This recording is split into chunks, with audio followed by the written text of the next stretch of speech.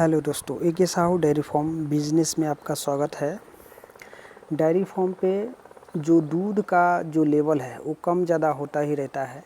जैसा कि सभी को पता है, जो डेयरी फार्म में ज़्यादा पशु रहता है तो उसका मैनेजमेंट खर्चा, उसका देखभाल, उसका सब कुछ एडजस्ट करने में पैसे की ज़रूरत तो ज़्यादा लगता ही है। और उस सब को करने में जो है अगर दूध अगर फार्म पे कम हो जाए तो दिक्कत की वाली बात हो जाती है, वो सब मैनेज करना मुश्किल हो जाता है।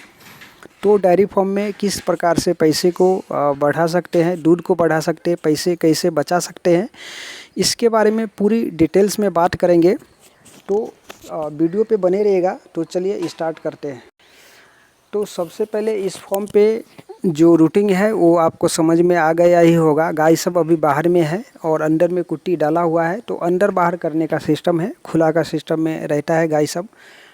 खुला में मतलब खुला का सिस्टम किस प्रकार से होता है, इस रूटिंग के बारे में तो आपको मालूम ही होगा।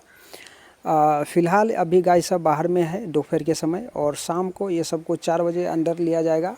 और कुट्टी जो है इसी प्रकार से डाला हुआ रहता है और इसके ऊपर दाना डाला जाता, दूध निकाला जाता है। उसके बाद फिर गाय सबको बाहर छोड़ दिया जाता है। दोनों टाइम का यही रूटीन है और गाय सब बाहर में ही रहती है। बाहर में पानी का सिस्टम किया गया है, पानी पीती है और पानी जो है वो हमेशा टाँकी में भरा रहता है, 24 घंटा पानी उपलब्ध रहता है। तो अंदर में जो गाय सबको रखा जाता है सिर्फ दाना चारा खिलाने के लिए और दूध निकालने के लिए। तो इस फॉर्म पे अभी देख सकते हैं, पहला पार्ट में जो है वो 12 गाय की सिस्टम है और दूसरा पार्ट में 10 गाय की है। मतलब 22 गाय का ये फॉर्म जो है अभी अंदर का सिस्टम में है। तो 20 गाय अंदर में लिया जा रहा है, उसमें से 3 गाय का दूध बंद है, मतलब पूरी तरीके से गाभन है। 17 गाय का दूध जो है चालू है इस फॉर्म पे। 17 गाय में से जो है अभी फ़िलहाल में 4 गाय उसमें ताज़ा है, जो कि दोनों टाइम का 22 से 23 लीटर दूध कर रही है कम से कम मीडियम में। और उसके बाद जो 6 महीना 7 महीना हो गया है बच्चा दी हुई गाय, बाकी के जो बची हुई गाय है वो सब उतने महीने की है। तो इसमें जो है जो गाय गाभन है 100, जो गाय दूध देने वाली है 100, और जो गाय गाभन भी है और दूध भी दे रही है 100, उस सब का रूटीन एक ही जैसा है। उसका चारा जो है एक ही प्रकार का मिलता है, रख रखाव एक ही प्रकार का है। सिर्फ उसको दाना जो है उसमें जो ज़्यादा दूध देती है उसको थोड़ा बढ़ा के दिया जाता है, जो थोड़ा कम दूध देती है उसको कम करके दिया जाता है। तो इसमें ज़्यादातर जो गाभन गाय है, जैसे गाभन गाय जिसको दूध बंद कर दिया जाता है, उस गाय को दाना 3 महीना जैसे दूध बंद किया जाता है, तो 3 महीने के अंदर लास्ट के जो 2 महीना बचता है तो उसमें दाना उसको भरपूर, मतलब एक टाइम का 3 किलो 2.5 किलो दाना जो होता है सुधा दाना जैसा वो, और सरकी सोयाबीन की खल उसमें आधा किलो मिक्स करके 3 किलो जो है वो भरपूर मात्रा में देना ही पड़ता है, ताकि वो बच्चा देने के बाद अच्छी तरीके से दूध दे सके। तो इस प्रकार से इस फॉर्म पे चलाया जा रहा है। और इस फॉर्म का जो बछड़ी सब है उस सब का रूटीन अलग है, जैसे बाहर में ही रहते हैं, जैसे कि हमने बताया। दूसरे बछड़ी सब जो रहती है बाहर में, बछड़ी सबको सिर्फ दाना और चारा डाल दिया जाता है, पानी का व्यवस्था बाहर में ही किया गया है और बाहर में ही बछड़ी सब जो है वो रहती है। जो दूध देने वाली गाय है उस सबको अंदर लिया जाता है। तो अभी जो गाय दूध देने वाली है, जैसा कि हमने बताया कि इसमें सिर्फ 4 गाय ताज़ी है, बाकी सब 6 महीना 7 महीना के बच्चा दी हुई है और कुछ गाय का दूध भी बंद है। तो इस फॉर्म पे खर्चा जो है चारा का और दाना का अभी फ़िलहाल में ज़्यादा जा रहा है, और दूध जितना हो रहा है इस फॉर्म पे, तो दूध के हिसाब से जो खर्च है वो निकल नहीं पा रहा है, क्योंकि दोनों टाइम का दूध जो है 160 लीटर दूध है।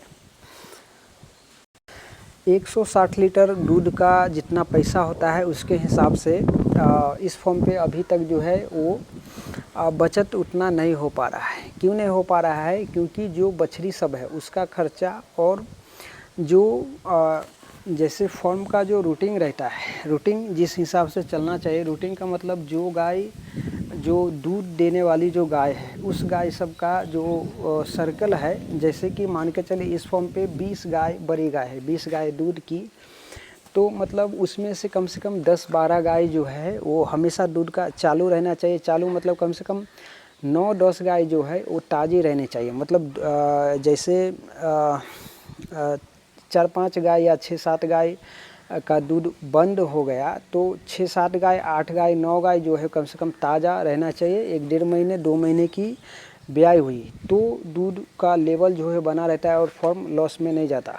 और बछड़ी सब जो रहती है वो सब का खर्चा तो इस फॉर्म में से ही लगाना पड़ता है, लेकिन बछड़ी सब का पैसा जो निकलेगी वो पैसा बछड़ी जब तक गाभन होके बच्चा नहीं दे देगी तब तक उसका पैसा जो है निकलती नहीं है। तो फिलहाल में फॉर्म को चलाने के लिए जो दूध का लेवल है उसको बनाए रखना काफ़ी ज़्यादा ज़रूरी है।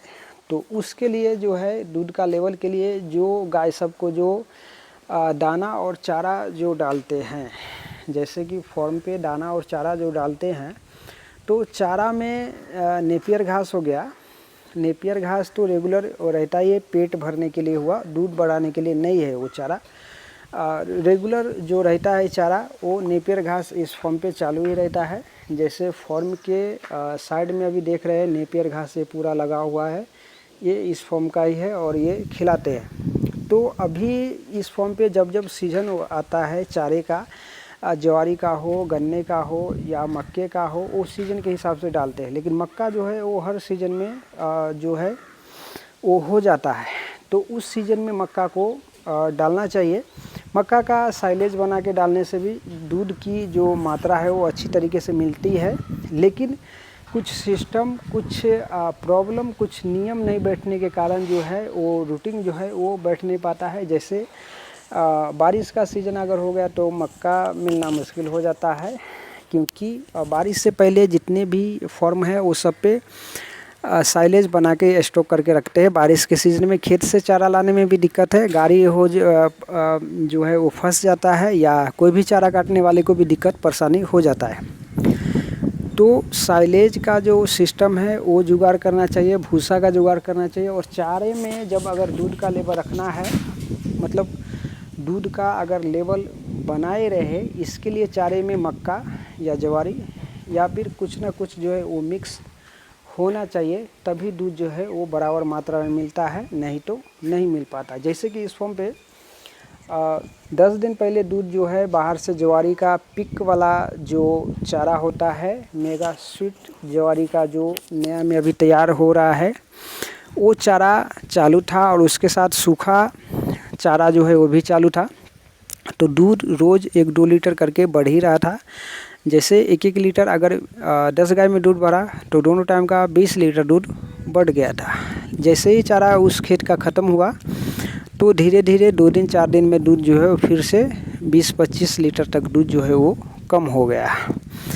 और फिर से चारा जो है अभी एडजस्ट करना, मैनेज करना फॉर्म पे मुश्किल हो रहा है, क्योंकि बाहर से चारा खरीद के लाया जा रहा है, दूसरे को खेतों से खरीद के लाना, इसलिए दिक्कत परेशानी हो पा रहा है। तो फॉर्म का रूटीन ऐसा होना चाहिए जैसे खुद का चारा और अपना चारा स्टॉक होना चाहिए, जैसे साइलेज हो या फिर अपना खेत का हो। तो खेत का चारा कोई एक लेवल में रहता नहीं है, साइलेज बनाना बेस्ट है रखने के लिए, दूध का लेवल रखने के लिए। और बाहर का चारा हो तो साइलेज को जो बैग फोड़ देते हैं उस बैग को ख़त्म करना पड़ता है, जो नहीं फोड़ देते उस बैग वो जो है वो ऐसा ही रखा रहता है।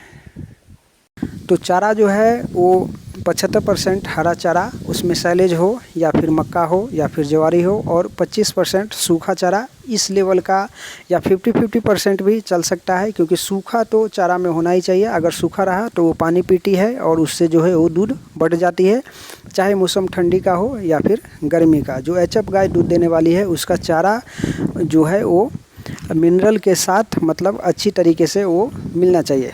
तो ये जानकारी कैसी लगी कमेंट करके ज़रूर बताइएगा। चैनल पर पहली बार आए चैनल को सब्सक्राइब जरूर कीजिएगा। Thanks for watching the video.